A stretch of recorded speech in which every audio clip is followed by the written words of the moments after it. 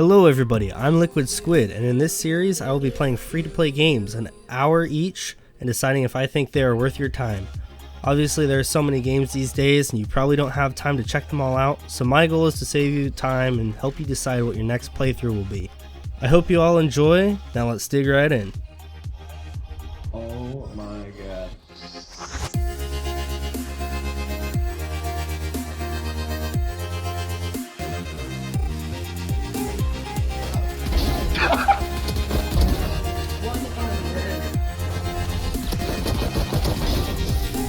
Oh man, how did that work?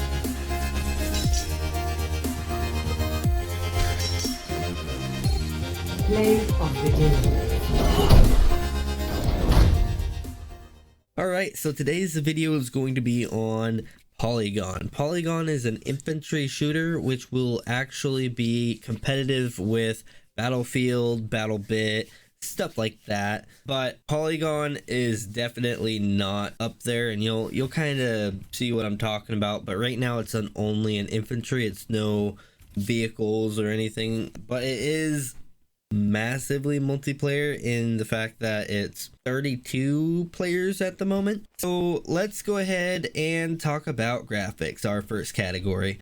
Graphics. We are talking about how does it look, the style, fidelity, all that. It is okay. So graphics got a 33. Let's just start there. Style, there's nothing really super unique. It's just kind of meh. We've seen this style before, but not this exact rendition of it. It's very basic is what I'm getting at, which is, I mean, the name of the game, it's Polygon, and I feel like it's not consistent. So your land is very plain, very few polygons, players or characters are moderate, and the guns are very high.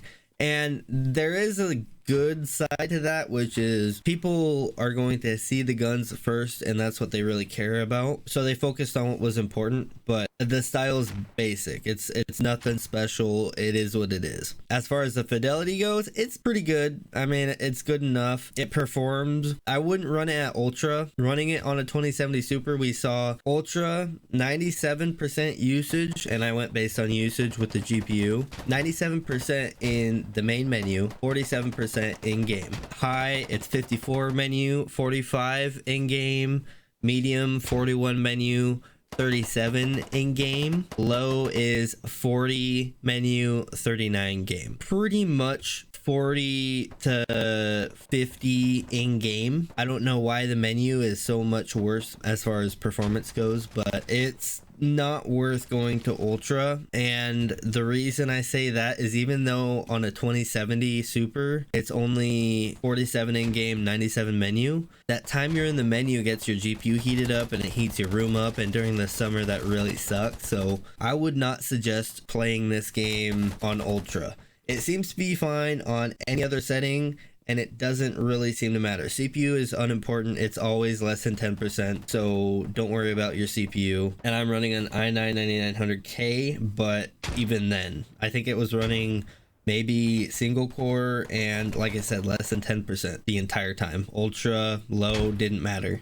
Performance-wise, I'd say it's good enough. Fidelity, good enough. Style, nothing special. There's not a lot to change on your visual settings. It's about what we'd expect, maybe a little bit worse than what we'd expect as far as like settings and the fidelity of it, but it's okay. So it's getting a 33, and that is out of 50. That's a 66%. So it's a C. On to our next category, comfort. Comfort is going to be learning curve, difficulty, and all that fun stuff. How understandable is it or confusing is it? Comfort is getting a 39 because it is a first person shooter. Simple as that. Left mouse click is shoot, right mouse click is aim, movement is WASD. It's what you would expect. There are things though that are weird to it, such as main menu. This is kind of a small gripe, but main menu, every other game that I can think of, you spam escape to get out of whatever, and it'll bring you all the way back. So if you're in like the store or whatever it'll bring you back. This, you actually have to click the back button in the top corner. A very small gripe, but then there's other utilities that you have to figure out how to use. Overall, it's getting 7 out of 10 on the learning curve. You can move and shoot. Difficulty, I would say, with the time to kill being high, but it just being a shooter, no abilities or anything, no vehicles yet, it's not too bad. It's a little more difficult because of the time to kill, but once you start playing, you'll get a hang of it. It's pretty easy to understand, right? First person shooter. It's about what we expect. There is a leaning, kind of like in Rainbow Six. That is something unexpected. I didn't see that before. So yeah, the category is a 39 out of 50. That brings us to our next category, gameplay, and this one is taking a big hit at 16 out of 50. I guess the big part of it, most FPS is going to run into this, right? Or I should say many FPS games are going to run into this.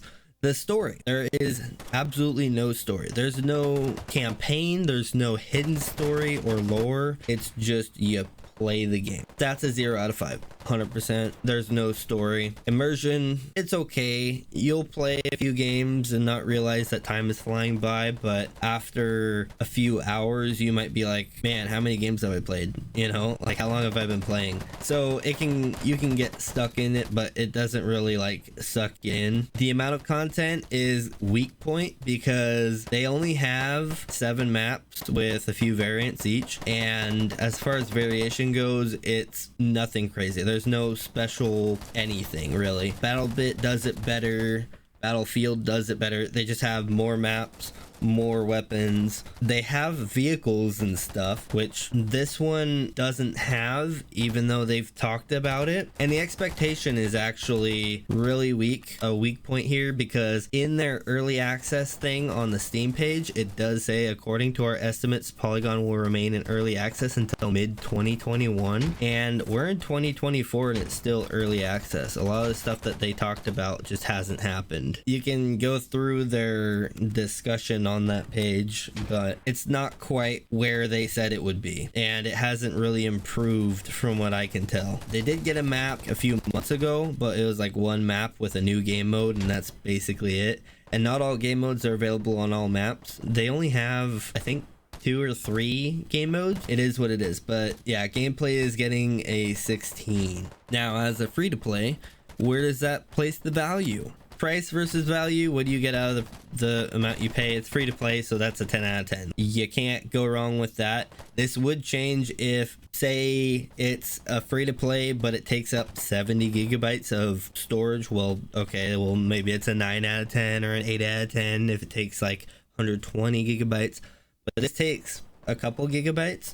It's not really any cost anywhere, no storage cost, no monetary cost as far as getting the game and being able to play it. That's getting a 10 out of 10. It's completely playable. You can get all of the few weapons that they have without paying anything. So yeah, if you had paywall on certain parts of the game, then this would be lower, but there's not much to paywall, so they haven't yet. Microtransactions, they do have skins, but it's skins, right? They're not too bad. It is what it is. There's not many weapons, so they kind of make up for it by throwing in a ton of skins. It's okay. They don't affect the game though, because they're skins, so as far as the microtransaction effect goes, it's not too bad. And expectation, I'm surprised that I saw the battle pass. I was like, oh no. But after looking at the cost of microtransactions, they're actually not too crazy. I think I could get like the battle pass for $5 or something like that. And a lot of the skins are like a few dollars. It's not like Valorant where a skin set is like $60 or $100. It's just like $4 or $5 sometimes. It's not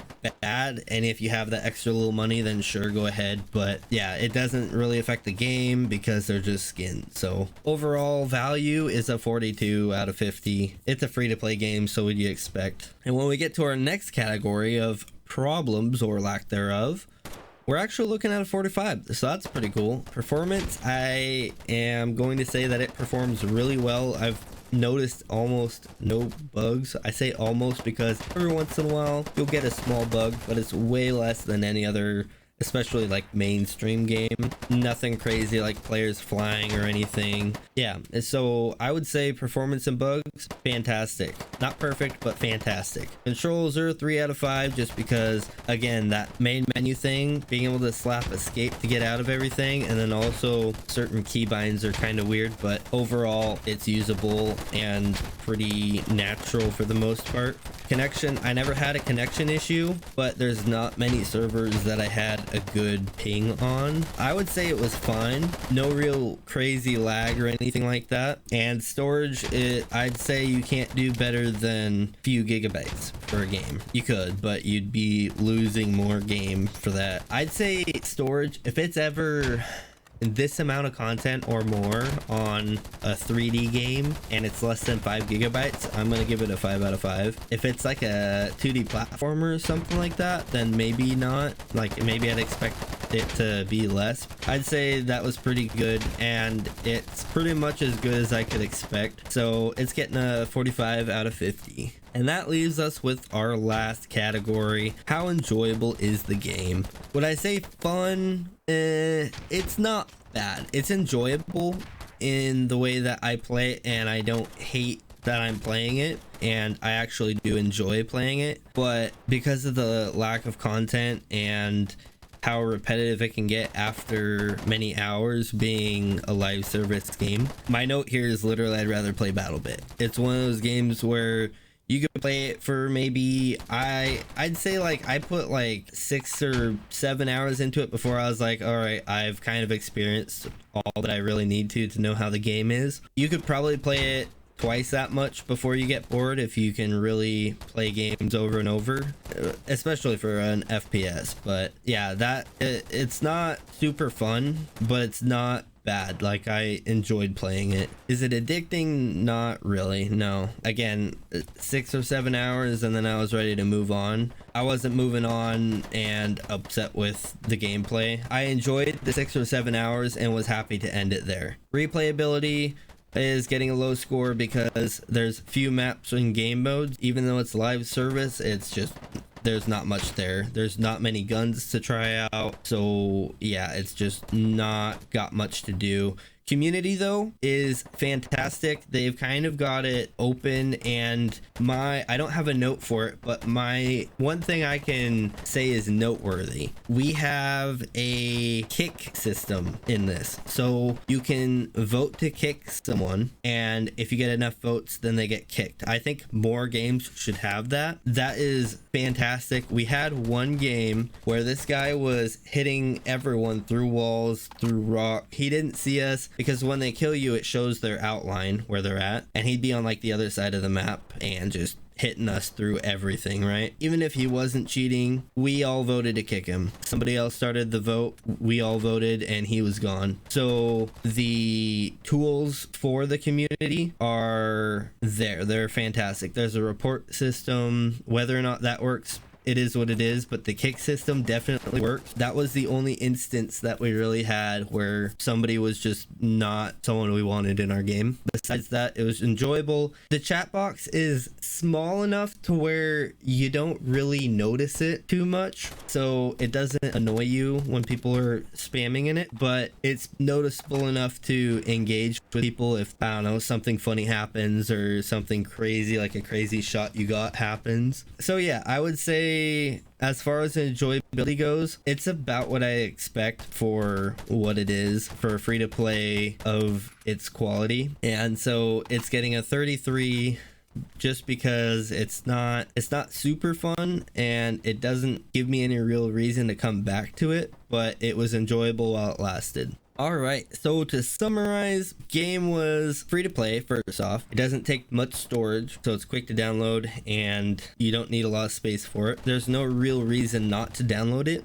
because it's free to play, doesn't take much storage. It's enjoyable enough to play and not get too upset unless you're not good at FPS, which is understandable. It's definitely got no polish or very little polish. If anything, it's got polish on the performance side, so it performs well if you're running a laptop or something and you can't play Battlefield or even BattleBit. This will probably run, but there's not much content and you're not going to get anything extra special from this that isn't in another game. Overall, we're getting a 6 out of 10, or if you want more specific, right now we have a 69%.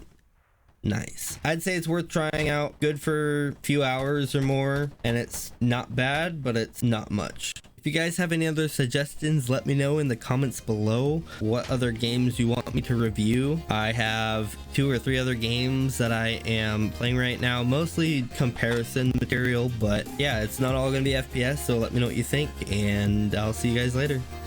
Peace out. Bye bye.